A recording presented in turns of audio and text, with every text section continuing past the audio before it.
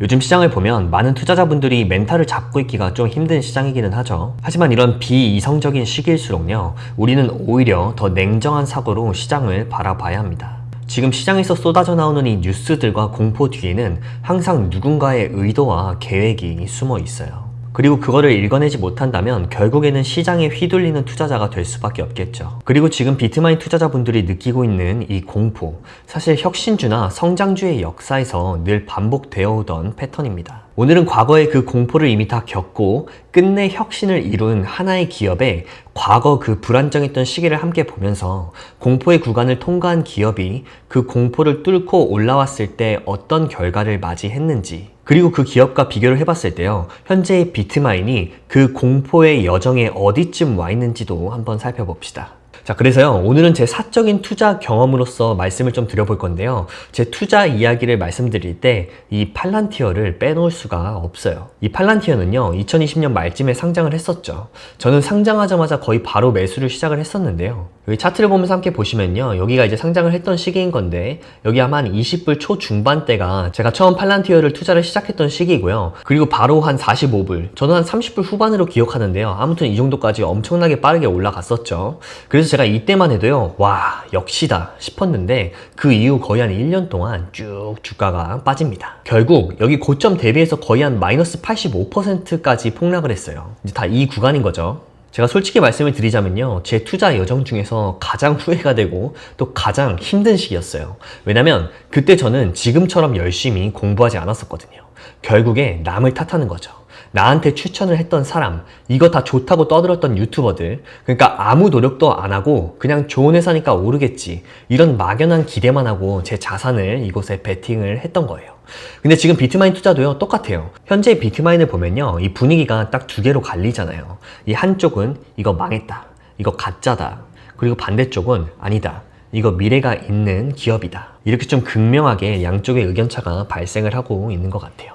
근데요, 이거 과거에 이때 당시에 팔란티어도요, 커뮤니티 상에서 지금의 비트마인이랑 똑같았습니다. 제가 기억하는 과거의 팔란티어를 바라보던 사람들은요, 아, 이거 끝났다, 이거 AI니 뭐 빅데이터니 뭐고 간에 그냥 잠시 잠깐의 유행이었고 이거 그냥 허상이었다, 이런 말들을 제가 정말 많이 들었어요. 근데 또 반대 사이드의 일부들은 아니다, 이거 정말 혁신이 맞다, 이런 식으로 의견이 굉장히 충돌을 했었죠. 이때 당시의 이야기들을 좀 살펴보면 되게 흥미로운 게 많은데, 이게 2022년에 케빈 초이라는 분이 정리를 해준 글인데요. 보시면 팔란티어 주식이 실적 발표 이후에 하락했다. 얼마나 하락을 했냐면 실적 발표 이후에 5거래일 동안 무려 16%나 하락을 했다는 거죠. 그리고 52주 최저가에서 거래가 되고 있다. 고점 대비해서 70%가량이 하락을 했다. 그때 당시에 팔란티어는요, 이런 의견들이 굉장히 지배적이었습니다. 그리고 또 그 당시에 비평가들은 이런 말들을 많이 했는데요. 이 팔란티어가 정부 계약 의존도가 너무 높아서 이 민간 기업들이랑은 협업이 굉장히 어렵겠다.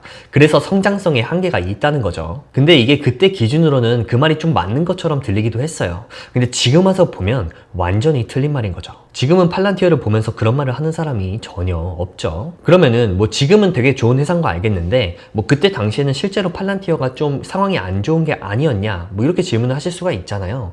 근데요, 아니에요. 팔란티어의 펀더멘탈은 이미 굉장히 탄탄한 상황이었죠. 2021년의 영업 흐름이요, 전년도에 마이너스 3천억 원을 기록을 했었는데 그 다음에 바로 플러스 3,600억 원으로 전환을 했죠. 그러니까 1년 만에 6,600억 원의 현금 흐름을 만들어냈고, 당시에 팔란티어는 부채가 없는 상태에서 들고 있던 현금만 약 2조 6천억 원이라고 하죠. 그런데도 주가는 마이너스 85%, 더 모자라서요, 그 주가로 무려 1년을 넘게 횡보를 합니다. 자, 여러분, 이게 바로 경제시장이에요. 아무리 좋은 회사라도요, 이 시장의 감정에서는 예외가 없습니다. 그리고 이런 기업들은요, 항상 극단적인 저평가 구간을 거친 뒤에야 비로소 진짜 평가를 받게 되죠. 자, 그래서 아무튼 이렇게 엄청난 큰 하락이 좀 있었고, 이 횡보가 1년을 넘게 이어졌으니까 사람들의 관심은 완전히 떠나갔었죠. 근데 안타깝지만 그건 결국 시장에 언제나 존재하는 공포의 내러티브였던 거예요. 그리고 이 주가만 바라보면 진짜 공포가 맞는데, 실제로 시장이 무엇을 하고 있었는지를 꿰뚫어 보면요, 상황은 전혀 달랐습니다.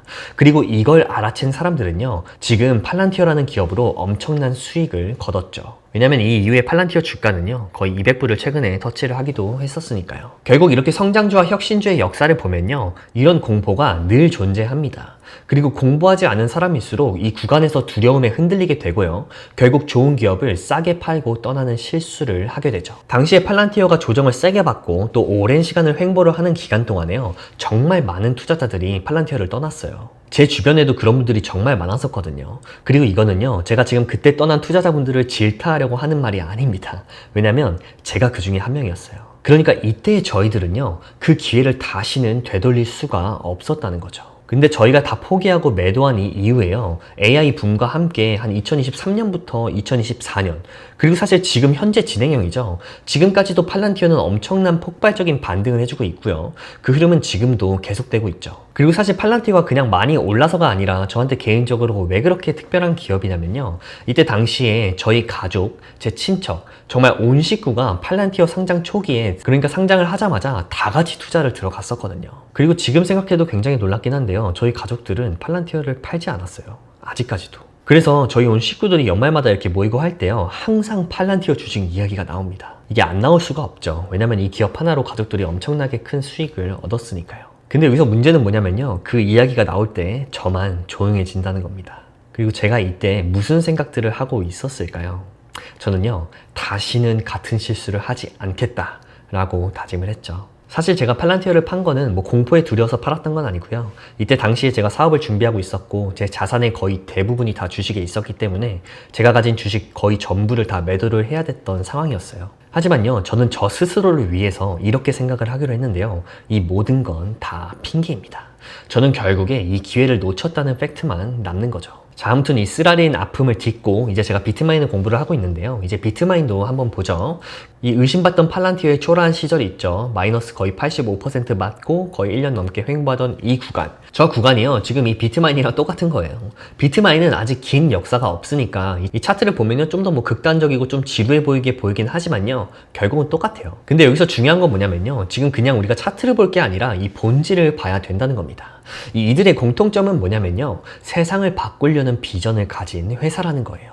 이 기존의 질서를 완전히 새롭게 뒤집으려는 그야말로 새 시스템의 개척자들인 거죠. 그러니까 팔란티어가 온톨로지를 기반으로 이 세상의 모든 것을 연결하겠다 라고 하는 것처럼요, 지금의 비트마인은 기존의 금융을 새로운 금융으로 바꾸려는 시도를 하고 있는 겁니다. 그리고 거기에 사용되고 있는 도구가 이더리움인 거죠. 그래서요, 지금 비트마인을 투자할 때 이게 그냥 암호화폐 트레저리 하는 기업이다 이런 식으로 볼 게 아니라요, 지금 이 회사가 미래의 금융 인프라를 구축하는 그 토대를 짓고 있다라고 이해를 하셔야 돼요. 그런데요, 문제는 이겁니다. 결국 혁신은 피어나기 전까지는 아무것도 아닌 것처럼 보인다는 거예요. 결국 이 부분 때문에요, 대부분의 투자자들이 이 혁신을 보지를 못하는 거예요. 그러니까 결국 견디지도 못하고 이 두려움 속에서 여기까지가 끝이다라고 스스로 판단하고 다 매도 버튼 누르고 떠나는 거죠. 하지만 여러분, 그 와중에 우리가 기억해야 되는 건요, 반대 사이드에 있는 어떤 소수의 투자자분들은 오히려 이 시점에서 공부를 시작합니다. 제 주변에도 이런 투자자들이 몇 명 있는데요, 이 사람들 보면은 진짜 한 회사를 막 죽자고 파고들어요. 그리고 제가 바라본 이 사람들의 공통점은 뭐냐면요, 결국에 좋은 결과를 성취해냅니다. 자, 여러분들이 지금 잘 아시고 있는 것처럼 비트마인은 굉장히 많은 비난을 받는 구간에 있어요. 주가가 이 모양 이 꼴인데 작은 이슈 하나만 터져도요, 막 회사가 망한다는 말이 엄청나게 나오는 그런 구간인 거죠. 과거의 팔란티어처럼요. 근데요, 제가 팔란티어도 겪어보고 또 다른 많은 회사들을 겪어보면서요, 이런 이슈들은 이 혁신 기업이 수면 위로 진짜로 등장하기 전에 반드시 거쳐야 하는 그 통과 의례 같은 거라는 생각이 들더라고요. 이에 대해서 제가 지금 말씀드리려고 하는 거는요, 정말 주식 투자 진짜 마음 먹고 똑똑하게 하시는 분들만 아마 이해를 하실 겁니다. 이 시장은요, 혁신을 바라볼 때 한 4가지 정도의 단계를 거치는 것 같아요. 첫째는 뭐냐면요, 일단 비난합니다. 그러니까 말도 안 돼, 이거 사기다, 이런 식으로 시작을 한다는 거죠. 둘째는요, 그 비난의 단계를 걸쳐서 이제는 과대평가를 합니다. 그러니까 이거 버블이다, 이거 너무 비싸다, 이런 식이라는 거죠. 셋째는 이제 시간이 지나면서 그 혁신이 실제로 시장에서 작동할 때쯤에 시장은 갑자기 스탠스를 바꿔서 이제는 반대로 과소평가를 하기 시작합니다. 이 회사 대단한 게 있나? 이런 식으로요. 그리고 결국에 마지막에 어떻게 되냐면요, 그제서야 이 회사를 재평가합니다. 그때야 시장은 비로소 이렇게 말하는 거예요. 아, 이거 진짜 혁신이었구나. 그래서 저는 이 마지막 단계를요, 인정의 구간이라고 부르고 싶어요. 자, 그래서요, 여러분들이 지금 비트마인 하락장을 견디면서 꼭 새겨야 되는 마인드, 그거는요, 주가가 아닙니다. 여러분들이 지금 이 시간을 통해서 마음속에 새겨야 되는 건요, 바로 이 회사의 축적 속도예요. 근데 여기서 잠깐요. 혹시 이더리움 5% 매집 속도를 말하는 거냐고요? 아닙니다. 저는 개인적으로 비트마인이 이더리움 5% 모으는 거에는 관심이 없어요. 이유는요, 제가 지난 영상에서도 한번 말씀을 드렸었는데요. 이거 어차피 톱니가 잘 할 거라고 믿기 때문이에요. 이 이더리움 5%라는 건요, 조만간 우리가 다 보게 될 결과물일 뿐입니다. 그래서 제가 말한 이 회사의 축적 속도, 그러니까 지금 이더리움 모으는 것보다 더 중요한 건 뭐냐면요, 비트마인이 이더리움 5% 매집한다는 것도 하고 또 그걸로 스테이킹 한다고 했던 것도 하고, 그러니까 이 모든 도구들을 사용해서요, 어떻게 현재 금융시장의 주도권을 재편하려고 하는지를 읽어야 한다고 보고 있는 거예요. 그러니까 결국에는 이 회사가 진짜로 기존의 은행의 역할을 대체할 수 있는 회사가 될 수 있는지를 봐야 된다는 겁니다. 과거를 보면요, 우리는 금을 신뢰의 기반으로 화폐를 발행을 해왔었고, 그 다음 시대에는 우리의 신용을 기반으로 화폐를 발행했었죠. 그런데 제가 볼 때는요, 이젠 정말 새 시대가 또다시 도래하고 있습니다. 이 금과 신용도가 주는 그 신뢰를 넘어서요, 이제는 이더리움이 신뢰의 매개체가 되는 시대. 다시 말해서요, 지금 비트마인에 투자하는 최종적인 목표는 이건데, 신뢰가요, 금이나 신용이나 사람이 아니라 이 코드와 스마트 컨트랙트의 합의로 옮겨가는 중이다, 이라는 거죠. 그리고 정말 그렇게 된다면 이제는 중앙기관의 역할은 점차 줄어지게 될 것이고, 대출이나 담보, 결제와 이자 같은 역할 모두 다 스마트 컨트랙트 상에서 자동으로 이루어지게 되겠죠. 그리고요, 요즘에 많이 다뤘던 이 스테이블 코인이라는 거는 그 생태계 안에서 마치 그 인간 몸속의 혈액처럼 언제나 우리 안에서 흐르고 있고 언제나 이동하고 있는 새 결제의 역할을 하게 될 겁니다. 그래서 정리를 한번 해보자면요, 과거에는 금이 물리적 신뢰의 역할을 했었고, 한 단계 진화를 해서 현재에는 이 신용도가 제도적인 신뢰의 역할을 하고 있고요. 그리고 제가 볼 때 미래에는 이더리움이 탈중앙화된 신뢰를 담당하게 된다는 거죠. 그래서요, 지금은 단순히 비트마인 보면서 이더리움 5% 언제 채우나, 이 스테이킹 언제 시작하냐, 이런 걸 볼 때는 아닌 것 같아요. 그건 그냥 도구일 뿐이고요. 진짜 봐야 될 건 그 도구로 이들이 만들어내려고 하는 새 금융입니다.